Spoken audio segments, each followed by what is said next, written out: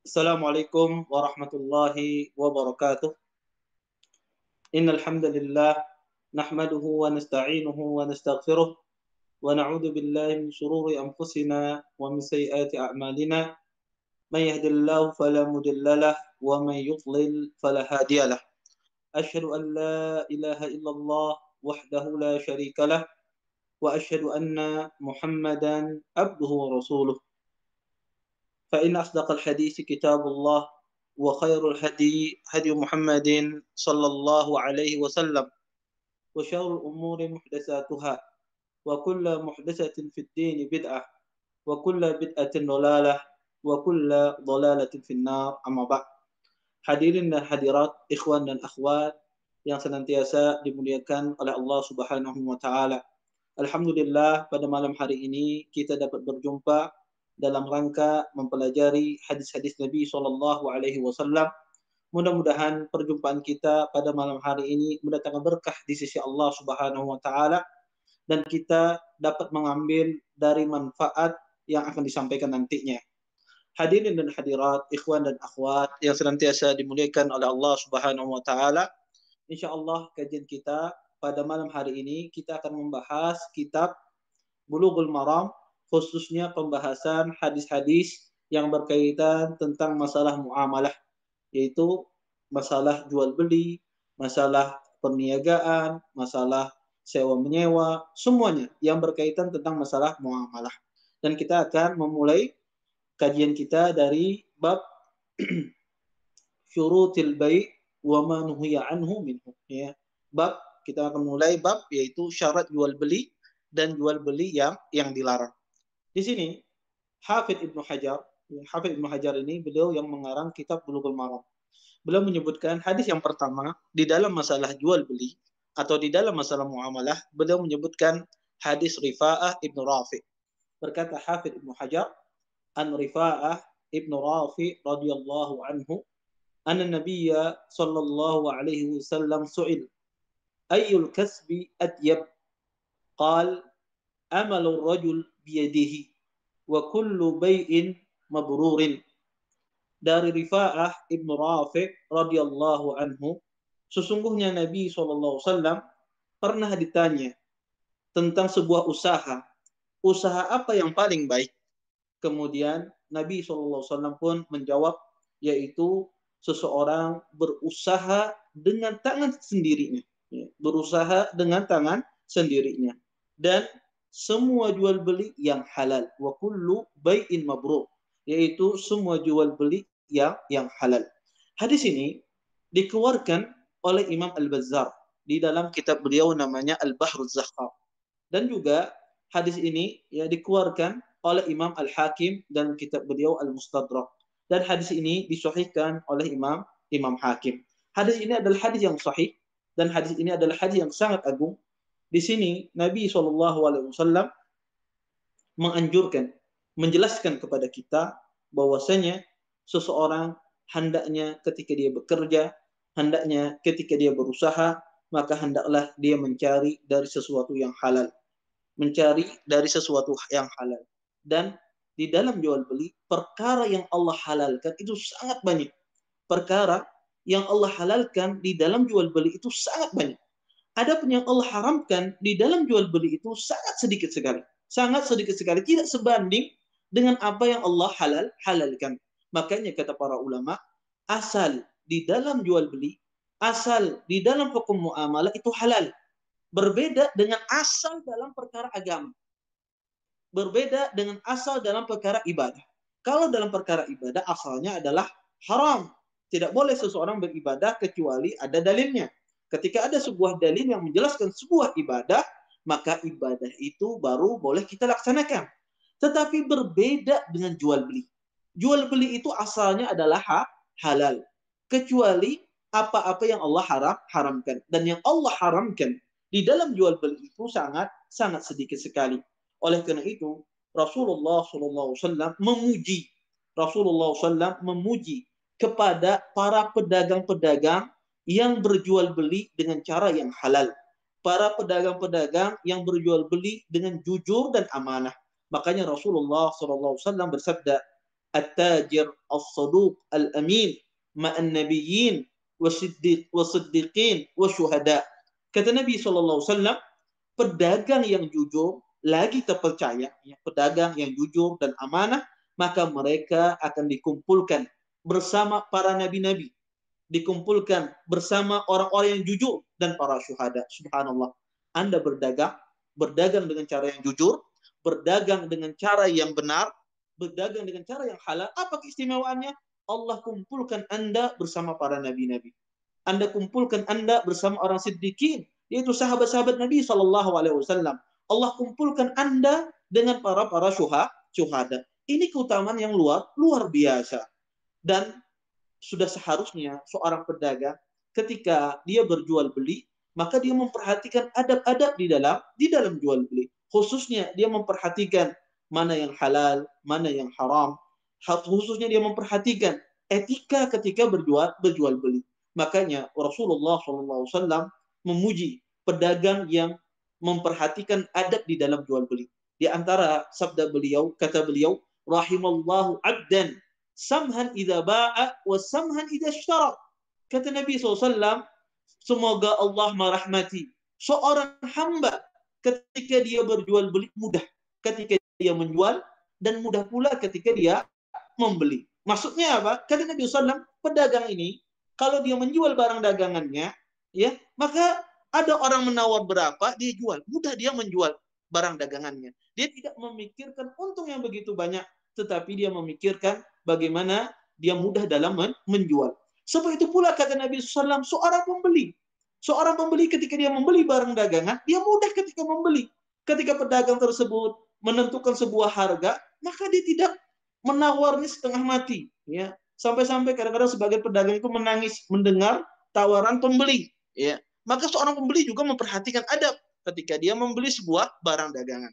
Makanya kata Nabi SAW, Allah merahmati seorang pedagang ketika dia menjual barang dagangan yang mudah dia dalam menjual, dan Allah juga merahmati kepada seorang pedagang ketika dia membeli, mudah dia dalam membeli barang dagangan tersebut. Kemudian di dalam hadis ini Nabi SAW menjelaskan bahwasanya usaha yang paling bagus adalah seseorang berusaha dengan tangannya sendiri. Para ulama berselisih, apa sebetulnya usaha yang paling bagus bagi seorang muslim? Apakah dia berdagang? Apakah dia bertani? Apakah dia bekerja? Ataukah apa yang lainnya? Di sini terjadi khilaf di kalangan para ulama. Sebagian ahlul ilm melihat, dan di antaranya ini pendapat kebanyakan dari mazhab Syafi'i, yaitu Imam Nawawi dan semisalnya, beliau melihat bahwasanya sebagus-bagus seorang pedagang itu, seorang itu bekerja dengan tangannya sendiri adalah dia menjadi seorang petani dan berkebun. Kenapa?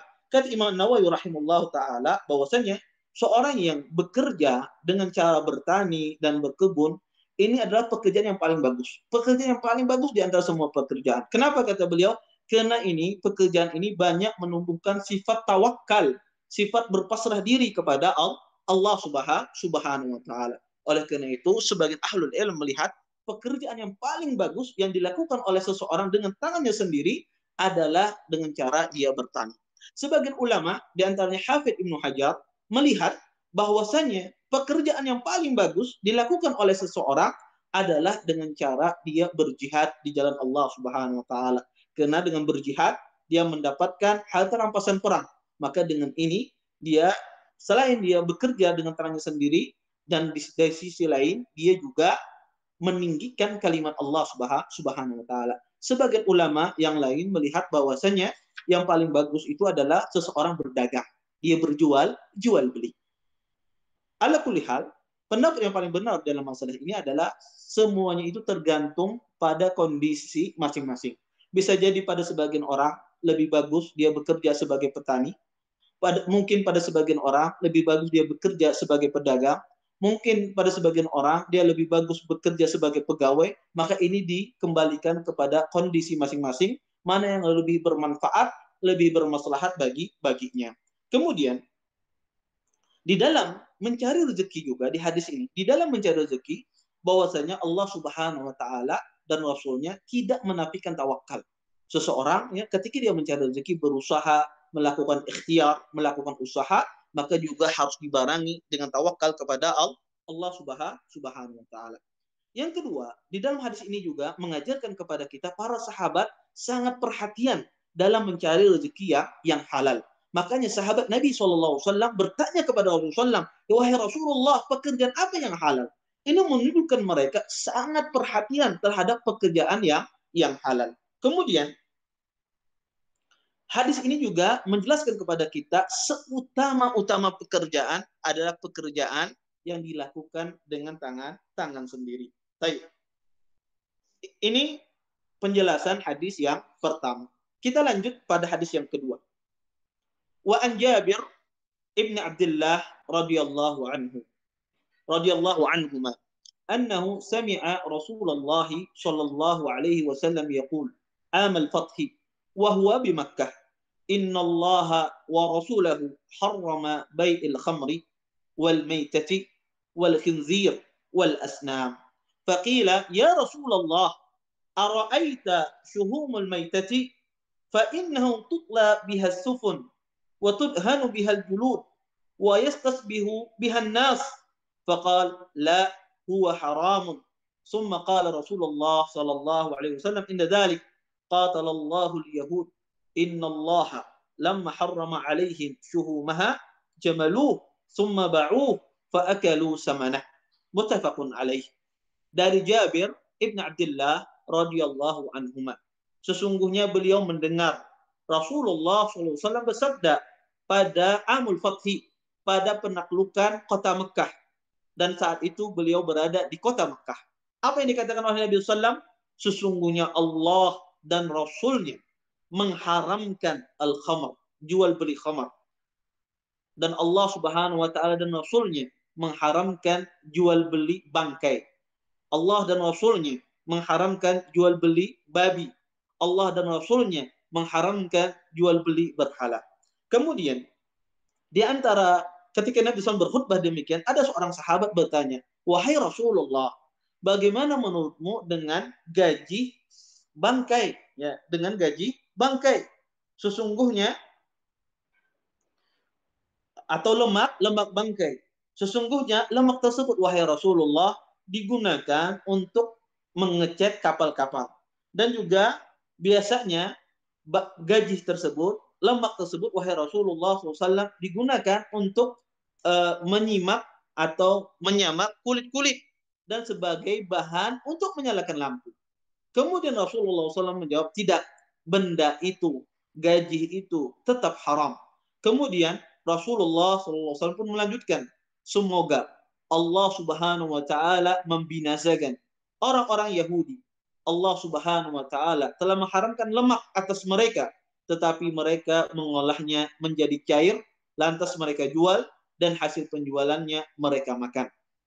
Kaum muslimin dan muslimat yang dimuliakan oleh Allah Subhanahu wa taala, jamaah Masjid Imam Bukhari yang senantiasa dimuliakan oleh Allah Subhanahu wa taala, di dalam hadis ini Nabi SAW menyebutkan beberapa benda-benda atau barang-barang yang diharamkan dijual.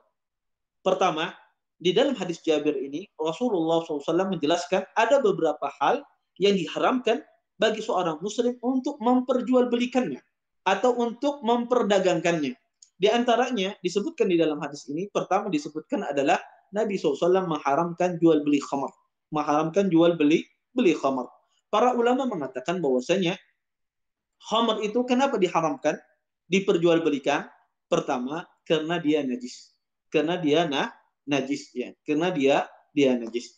Maka para ulama mengatakan illah sebab diharamkannya khamar itu diperjualbelikan karena dia najis. Oleh karena itu para ulama mengatakan maka khamar itu adalah najis. Dan ini pendapat yang paling kuat di kalangan pendapat para ulama, bahwasanya khamar itu adalah najis. Oleh karenanya tidak boleh diperjualbelikan. Maka segala sesuatu yang najis, maka ini tidak boleh diperjualbelikan. Dan perlu diingat bahwasanya ya setiap sesuatu yang najis itu tidak boleh diperjualbelikan. Sebagian orang kadang-kadang keliru ya mengatakan bahwasanya alkohol itu bagian dari khamar. Ya, sebagian orang mengatakan alkohol itu bagian dari khamar. Sebetulnya ini perkataan kurang tepat. Perkataan kurang tepat karena tidak semua alkohol itu khamar. Ya, tidak semua alkohol itu memabukkan. Alkohol itu pada asalnya kalau seandainya tidak diubah zatnya sedemikian rupa, maka dia tidak memabukkan. Oleh karenanya, ya tidak semua alkohol itu adalah khamar. Alkohol yang dikatakan khamar adalah alkohol yang sudah diubah sedemikian rupa. Makanya tidak mengapa kalau seandainya ada seseorang misalnya berjual alkohol ya, dalam rangka pengobatan, ya, mengobati ketika luka, ya, atau terkena infeksi, maka tidak mengapa. Ini bukan bagian dari khamar. Karena alkohol semacam ini alkohol yang tidak memabukkan. Atau seseorang misalnya memakai alkohol, ya, di pakaiannya, seperti biasanya kita dapati di parfum-parfum, ya, di wangi-wangian, ya. Di situ biasanya sebagian wangi-wangian itu ada alkohol di dalamnya, ya. Maka ini bukan najis, ya. Alkohol yang ada di dalam, ya, di dalam wangi-wangian itu bukan najis, dan itu bukan alkohol yang memabukkan. Sehingga tidak mengapa seseorang memakai parfum yang ada alkoholnya. Entah itu dia mau pergi ke masjid, entah itu dia mau pergi ke tempat lain, maka tidak mengapa. Karena ini alkohol yang bukan memabukkan. Maka alkohol itu tidak semua alkohol itu memabukkan. Maka alkohol yang dikatakan khamar adalah alkohol yang memabukkan, yang sudah zatnya diubah sedemikian rupa. Maka itulah yang diharamkan untuk diperjualbelikan. Itulah yang diharamkan untuk dipakai. Ya. Itulah yang diharamkan ketika seseorang menggunakannya di bajunya, maka itu adalah najis. Ya. Maka hal yang pertama diharamkan di dalam hadis ini, di dalam hadis Jabir ini adalah pertama adalah segala najis. Maka semua najis itu diharamkan untuk diperjualbelikan. Kemudian Nabi SAW juga menjelaskan bahwasanya yang diharamkan juga disebutkan dalam hadis Jabir ini diperjualbelikan adalah bangkai. Maka semua bangkai itu tidak boleh diperjualbelikan. Kenapa? Karena bangkai itu adalah najis. Bangkai itu adalah najis. Dan para ulama mengecualikan dua bangkai. Dua bangkai yang boleh diperjualbelikan. Pertama adalah bangkai ikan. Bangkai ikan itu halal, ya. Dia tidak najis. Semua bangkai, ya, binatang laut itu adalah halal. Dia tidak najis, ya. Dia tidak najis. Kenapa? Karena Nabi SAW pernah ditanya oleh sahabat Nabi SAW tentang bolehkah berwudu menggunakan air laut. Kemudian apa yang dijawab oleh Rasulullah SAW? Rasulullah menjawab, huwa tahuru ma'uhu al-hillu maitatuh. Kata Nabi SAW, bangkai atau air laut tersebut boleh digunakan untuk bersuci dan bangkainya halal untuk dimakan. Berdasarkan ini, para ulama mengatakan semua bangkai hewan laut itu halal untuk dimakan. Semua bangkai hewan laut itu halal dimakan. Kita tahu hewan itu ada 3 jenis. Ada hewan itu hidupnya di laut, ada hewan itu hidupnya di darat, ada hewan yang hidup kadang-kadang di darat, kadang-kadang di laut. Atau yang sering kita istilahkan adalah hidup di dua alam. Para ulama mengatakan semua bangkai hewan laut itu adalah halal. Adapun semua bangkai hewan di darat itu adalah haram, najis. Ya, semua bangkai hewan di darat itu adalah najis. Adapun hewan yang hidup di dua alam, ya, seperti katak misalnya, ataupun hewan yang lainnya yang kadang-kadang hidup di lautan dan kadang-kadang hidup di darat, maka ini hukumnya adalah seperti hukum hewan darat. Hukumnya adalah seperti hukum hewan darat. Maka bangkainya pun najis. Bangkainya pun najis. Oleh karenanya, tidak semua bangkai itu adalah najis. Ada bangkai yang dikecualikan. Di antaranya adalah bangkai hewan laut. Ini bangkai yang pertama yang dikecualikan. Bangkai yang kedua adalah yang dikecualikan yang tidak najis adalah bangkai al-jarat, ya, yaitu bangkai dari belalang. Karena Nabi SAW mengatakan dalam sebuah hadisnya, kata Rasulullah SAW, dihalalkan bagiku 2 bangkai. Ya. Di antaranya Nabi SAW menyebutkan al-jarat, yaitu bangkai belalang. Maka bangkai belalang ini pun tidak najis. Dan para ulama mengecualikan dari bangkai-bangkai yang najis tersebut ada anggota bagian dari hewan tersebut tidak najis. Anggota bangkai dari hewan tersebut tidak najis. Di antaranya bulu. Bulu bangkai itu tidak najis. Ini harus diperhatikan. Bulu bangkai itu tidak najis. Kemudian juga tanduk hewan, ya. Kita mendapatkan misalnya ada kambing mati jadi bangkai. Maka tanduknya itu tidak najis. Kukunya itu tidak najis. Ya, kukunya itu tidak najis. Maka itu tidak dikatakan najis, ya. Maka itu tidak termasuk di dalam kategori najis. Maka semua bangkai itu adalah najis kecuali tadi yang dikecualikan, 2 bangkai tersebut. Kemudian di hadis Jabir ini juga dijelaskan bahwasanya Allah Subhanahu wa taala mengharamkan jual beli al-khinzir. Khinzir itu adalah jual beli babi. Maka babi ya semuanya diharamkan, ya semuanya diharamkan. Tidak boleh diperjualbelikan. Kenapa? Karena dia adalah najis. Karena dia adalah najis. Oleh karena itu, para ulama mengatakan bahwasanya 3 yang pertama disebut oleh Nabi SAW di dalam hadis Jabir ini, yaitu khamar, kemudian disebut oleh Nabi SAW bangkai, kemudian adalah babi, itu semuanya adalah najis. Kemudian Nabi SAW menyebutkan al-asnam. Nabi melarang juga jual beli berhala. Jual beli berhala. Para ulama mengatakan kenapa berhala itu dilarang untuk diperjualbelikan? Ahlul ilm, para ulama menjelaskan bahwasanya berhala itu adalah wasilah untuk seseorang melakukan kesyirikan. Melakukan seorang kesyirikan. Makanya diharamkan. Oleh karenanya, para ulama mengatakan segala sesuatu yang mengantarkan seseorang kepada kekufuran, yang mengantarkan seseorang kepada kesyirikan, tidak boleh diperjualbelikan. Tidak boleh diperjualbelikan. Misalnya, seseorang membuat salib misalnya. Maka ini tidak boleh. Kenapa? Karena sesuatu yang menghantarkan seseorang kepada kesyirikan, mengantarkan seseorang kepada kekufuran, tidak boleh diperjualbelikan. Maka apa saja yang menghantarkan kepada kekufuran, kesyirikan kepada Allah tidak boleh diperjualbelikan. Termasuk dalam hal ini adalah semacam alat perdukunan, alat tukang sihir dan semisalnya, maka ini tidak boleh diperjualbelikan. Ini hukumnya haram. Berdasarkan apa? Berdasarkan hadis Jabir ini. Di dalam hadis Jabir ini sangat keras sekali Nabi SAW menjelaskan bahwasanya segala sesuatu yang menghantarkan kekufuran kepada Allah Subhanahu wa taala, yang menghantarkan kepada kesyirikan, tidak boleh itu diperjualbelikan. Tidak boleh diperjualbelikan. Kemudian ya, Nabi SAW ketika menjelaskan ya tentang hal-hal yang tidak boleh diperjualbelikan, maka Nabi SAW ditanya, wahai Rasulullah, bagaimana dengan gajih atau dengan lemaknya bangkai? Ya, apakah boleh diperjualbelikan? Ya. Kemudian kata orang-orang ini pun bertanya, wahai Rasulullah, biasanya gajih itu digunakan untuk mencat kapal-kapal dan juga digunakan untuk menyamak kulit-kulit. Ya. Kemudian juga gaji itu, wahai Rasulullah, kadang-kadang digunakan juga untuk membuat sebagai pelita, sebagai minyak untuk lampu. Apakah itu boleh diperjualbelikan? Apakah boleh digunakan? Kemudian Nabi menjawab, la huwa haram. Kata Nabi SAW, tidak. Sesuatu itu adalah yang haram.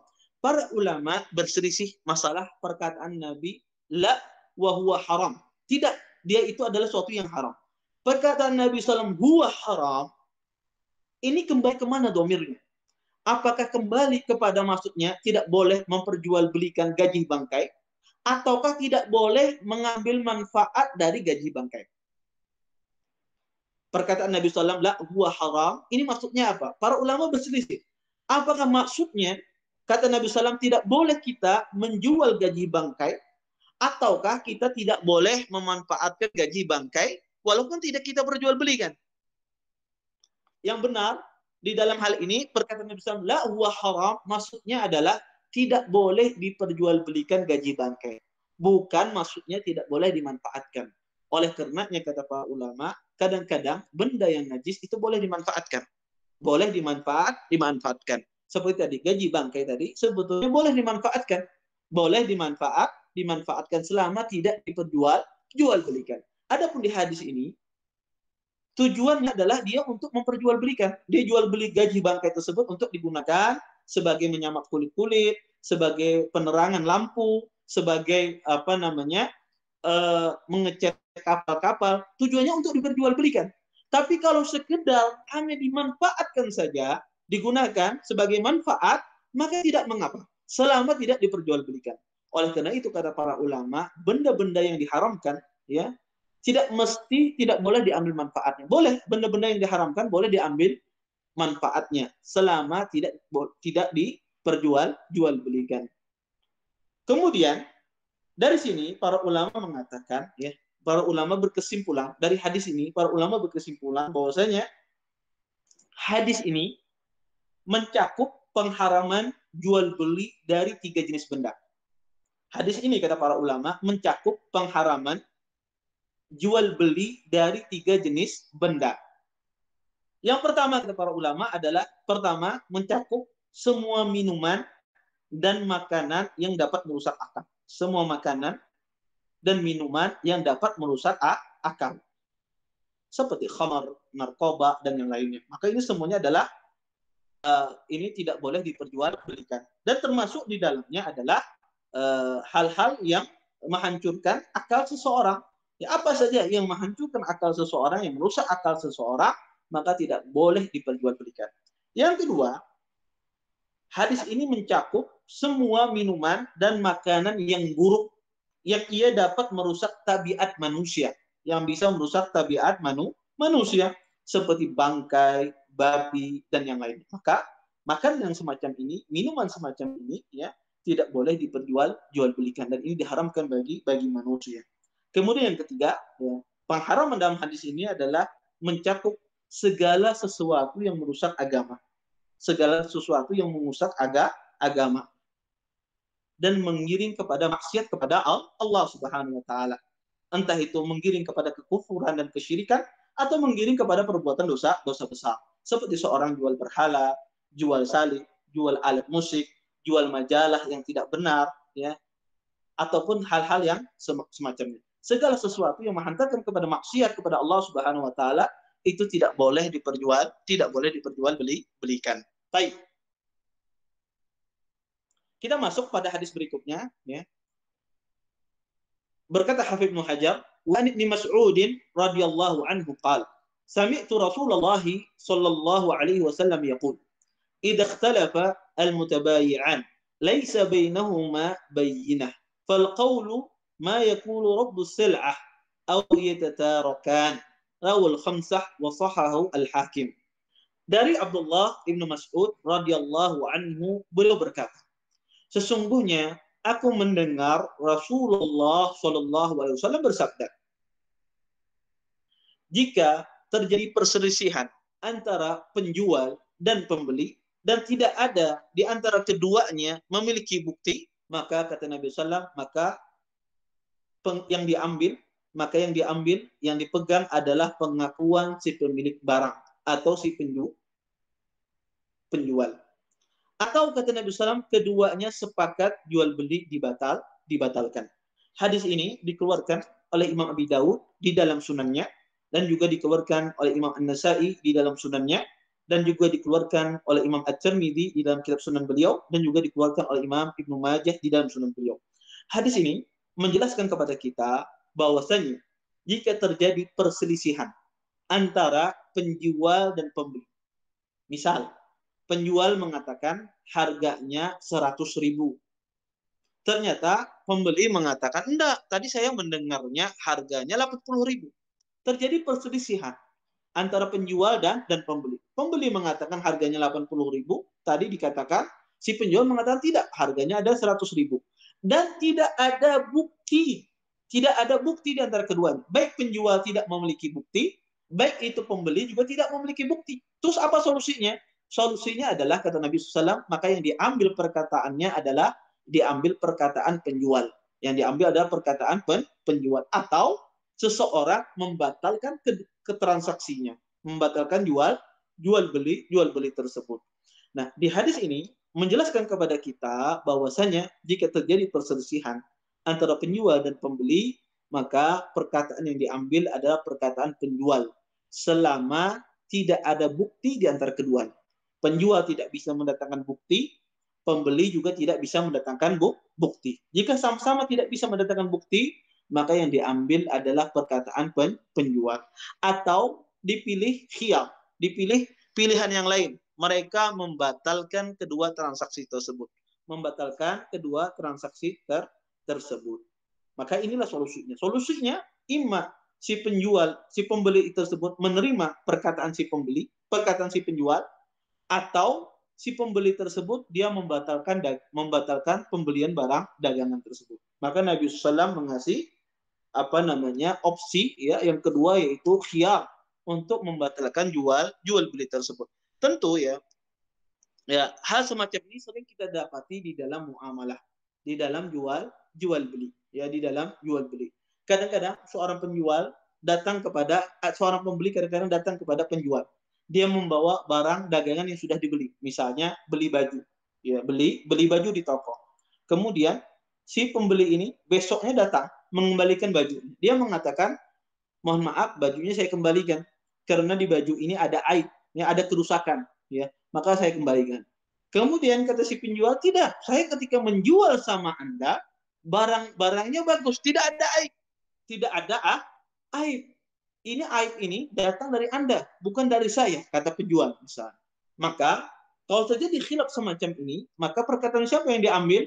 Adalah perkataan si penjual. Perkataan si penjual. Selama si pembeli ya tidak bisa mendatangkan bukti. Tetapi jika seandainya pembeli tersebut bisa mendatangkan bukti, maka yang mendatangkan buktilah yang kita ambil perkataannya. Maka dalam hal ini ya seseorang ya bisa dia menerima pendapat penjual atau dia membatalkan dagangannya. Ya. Maka ini pentingnya sebuah bukti ya ketika seseorang jual beli. Taib. Kemudian kita ambil satu hadis lagi. Ya, kita ambil satu hadis lagi sebelum masuk sholat isya. Nanti kita membuka sesi tanya jawab. An Abi Mas'ud Al-Ansari radhiyallahu anhu anna Rasulullah sallallahu alaihi wasallam naha an samanil kalbi wa mahril baghi wal hulwani al-kahin. Dari Abi Mas'ud Al-Ansari radhiyallahu anhu, sesungguhnya Rasulullah sallallahu alaihi wasallam mengharamkan, melarang seseorang memakan dari hasil jual beli anjing. Dan juga Nabi SAW melarang seseorang memakan dari hasil pelacuran. Dan Nabi SAW juga melarang seseorang memakan dari hasil perdukunan. Hadis ini, hadis yang sahih, diriwayatkan oleh Imam Bukhari dan Imam Muslim. Hadis ini menjelaskan kepada kita tentang jual beli yang dilarang atau memakan dari hasil jual beli yang dilarang. Di antaranya adalah Nabi SAW di dalam hadis ini melarang seseorang jual beli anjing. Maka tidak boleh seseorang melakukan jual beli anjing. Walaupun anjingnya Ustadz, anjing yang dipakai untuk berburu, anjing yang dipakai untuk misalnya untuk menangkap buruan, tetap tidak boleh. Semua jenis anjing. Baik itu anjing peliharaan dijual atau anjing digunakan untuk berburu, maka tidak boleh seseorang menjual beli anjing. Kenapa? Karena hadisnya umum. Nabi SAW melarang jual beli anjing. Maka apa saja jenis anjing tersebut, entah itu anjing menjaga kebun, anjing untuk berburu, ya, anjing untuk peliharaan, maka tidak boleh diperjualbelikan. Maka hasil yang didapatkan dari jual beli anjing tersebut adalah hasil yang haram. Kemudian Nabi SAW juga menjelaskan di sini bahwasanya tidak boleh seseorang hasil ya dari pelacuran, ya. Haram seseorang memakan dari hasil pelacuran, karena kita tahu bahwasanya pelacuran dilarang di dalam agama Islam. Karena orang zaman jahiliyah dulu, di antara penghasilan mereka yang terbanyak adalah dari hasil pelacuran. Di dalam Islam dilarang. Ya, di dalam Islam dilarang. Kemudian wahulwani al-kahin. Dan juga seseorang tidak boleh dia memakan dari hasil perdukunan. Maka itu ada sesuatu yang haram. Jangankan itu. Orang yang datang ke dukun saja, ya, dikatakan oleh Nabi SAW, tidak diterima sholatnya selama 40 hari. Dia tidak membenarkan. Cuma sekedar datang kepada dukun. Datang kepada dukun, dia tidak membenarkan. Sekedar datang saja, kata Nabi SAW, "Fala yuqbalu shalah arba'ina yauman." Tidak Allah terima sholatnya selama 40 hari. Dan barang siapa yang membenarkan apa yang dikatakan oleh dukun, kata Nabi SAW, maka dia telah kufur terhadap apa yang Allah turunkan kepada Nabi Muhammad SAW. Oleh karena itu, perdukunan itu adalah sebuah perbuatan kufur. Kufur, pelakunya keluar dari Islam karena dia mengaku mengetahui perkara gaib, dan perkara gaib tidak ada yang bisa mengetahuinya kecuali Allah Subhanahu wa taala. Dan Nabi SAW melarang seseorang memakan dari hasil perdukunan, dan ini diharamkan di dalam Islam. Kemudian ya,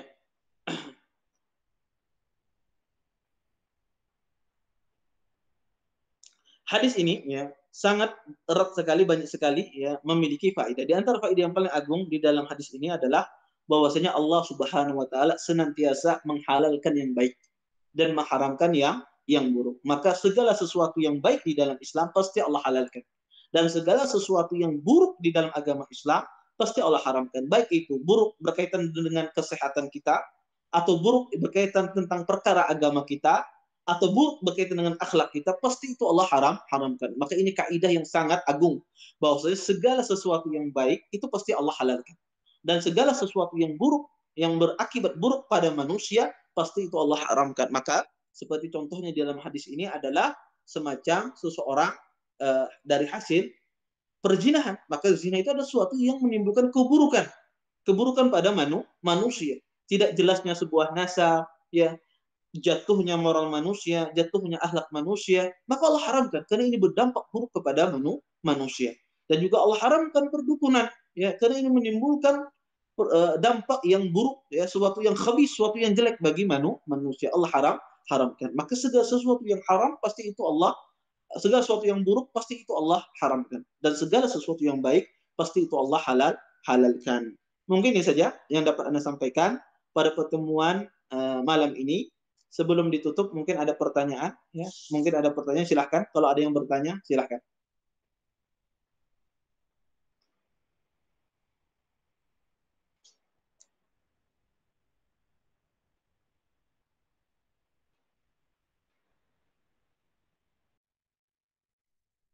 Waalaikumsalam warahmatullahi wabarakatuh. Ya.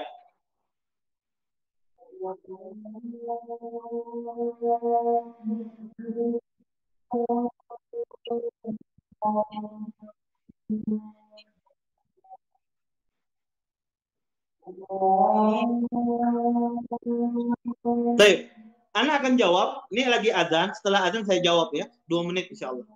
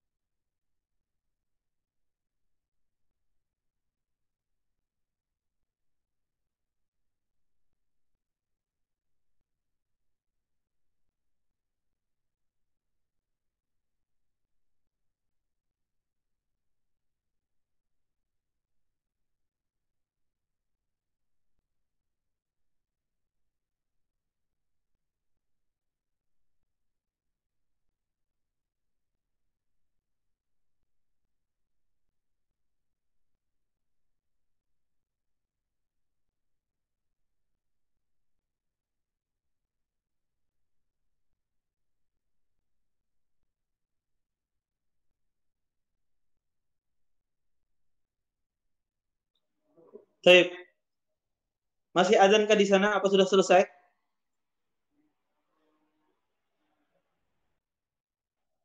Baik. Kasih tahu aja kalau sudah selesai.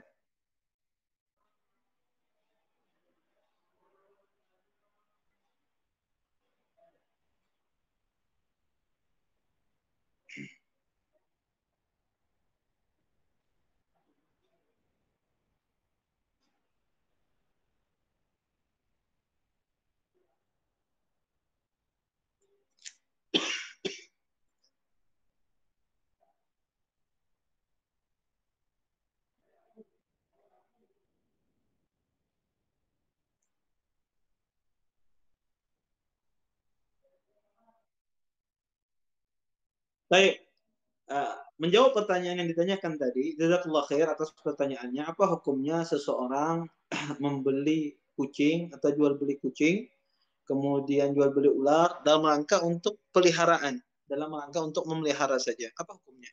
Tidak boleh seseorang memperjualbelikan kucing atau membeli kucing walaupun itu untuk dalam rangka pelihara saja atau karena kesukaan itu tidak boleh. Kenapa? Karena ada hadis yang melarang dalam hal ini. Disebut dalam sebuah hadis Nabi SAW bersabda, "Nah Nabi SAW an bai'is nur."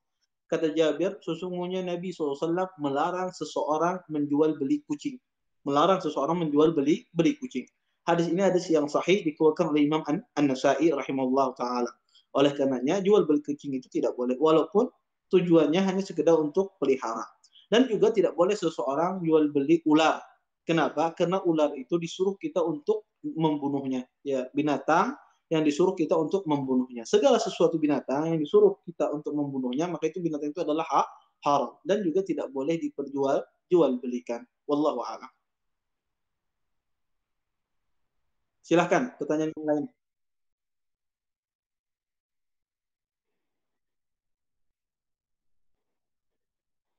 Apakah ada dalil? Ya, jazakallah khair atas pertanyaannya. Tidak ada dalil yang mengatakan menawar itu hanya 3 kali. Boleh seseorang menawar 4 kali, 5 kali, tapi jangan keterlaluan. Ya, jangan keterlaluan. Silahkan seseorang menawar, ya menawar. Tapi tawarlah dengan sesuatu yang ma'ruf, sesuatu yang baik. Kadang-kadang, subhanallah, harga 100.000 ditawar 20.000. Ya. Kenapa? Karena kadang-kadang pembeli ini suudzon duluan terhadap penjual. Ini pasti harganya dinaikkan 2 kali lipat, maka silahkan menawar, tidak ada masalah, tetapi juga jaga adab dalam menawar. Jangan keterlaluan, jangan keterlaluan. Kalau seandainya seorang menawar, silahkan. Jual beli itu disebut dengan akdu al-mumakasah. Jual beli itu disebut dengan akad mumakasah. Mumakasah itu apa? Adu kepintaran. Jual beli itu sebetulnya adu kepintaran antara penjual dan pembeli. Siapa yang lebih pintar? Penjual dia berusaha bagaimana mengambil keuntungan sebesar-besarnya, maka dia menggunakan rayuan mautnya agar pembeli ya bisa membeli barang dagangannya dengan harga yang mahal. Si pembeli pun juga dia menggunakan ya perkataan manisnya, bualannya, sehingga penjual ini luluh hatinya untuk melepas barang dagangnya dengan harga yang murah. Maka disebut dengan akdul mumakasa. Adu kepintaran. Tidak dilarang seseorang menawar, tetapi ya jangan keterlaluan. Ya sehingga seseorang juga menjaga adab dalam menjual, adab juga dalam membeli. Pembeli juga, penjual pun demikian. Jangan keterlaluan mengambil untung, ya. Jangan keterlaluan mengambil untung, maka ambillah untung yang sewajar-wajarnya. Wallahu a'lam. Silahkan. Ada lagi pertanyaan?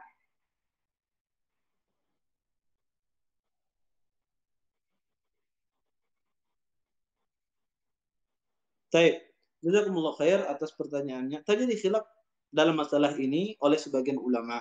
Sebagian ulama mengatakan bahwasanya hasil riba itu hanya boleh disalurkan untuk fasilitas-fasilitas umum, ya seperti digunakan WC untuk WC atau untuk perbaikan jalan dan semisalnya. Adapun kalau digunakan untuk kepentingan pribadi, sebagian ahlul ilm tidak membolehkan. Sebagian ulama yang lain membolehkan digunakan untuk kepentingan pribadi, semacam kepentingan kaum fakir miskin atau memberikan kepentingan untuk dakwah dan semisalnya. Wallahu a'lam. Tetapi kalau seseorang untuk berhati-hati, maka lebih baik dia gunakan untuk kepentingan umum. Walaupun dalam masalah ini saya katakan masalahnya khilaf yang sangat sangat kuat. Tapi kalau seorang ingin berhati-hati, maka hendaklah dia gunakan hanya untuk kepentingan umum. Kalau seandainya di sana ada orang yang menggunakan untuk perbaikan untuk donasi dakwah, apakah boleh? Insya Allah boleh. Kalau seandainya dia melihat itu halal, tidak mengapa. Tidak mengapa, tidak boleh diingkari. Karena permasalahan ini adalah permasalahan khilaf di kalangan para ulama. Walaupun untuk hati-hati lebih baik digunakan untuk kepentingan umum. Wallahu a'lam.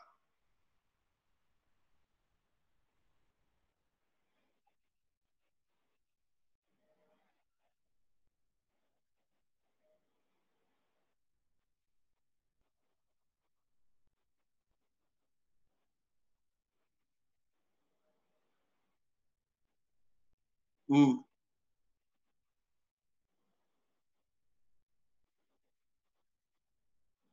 Iya, jazakumullah khair atas pertanyaannya. Ya.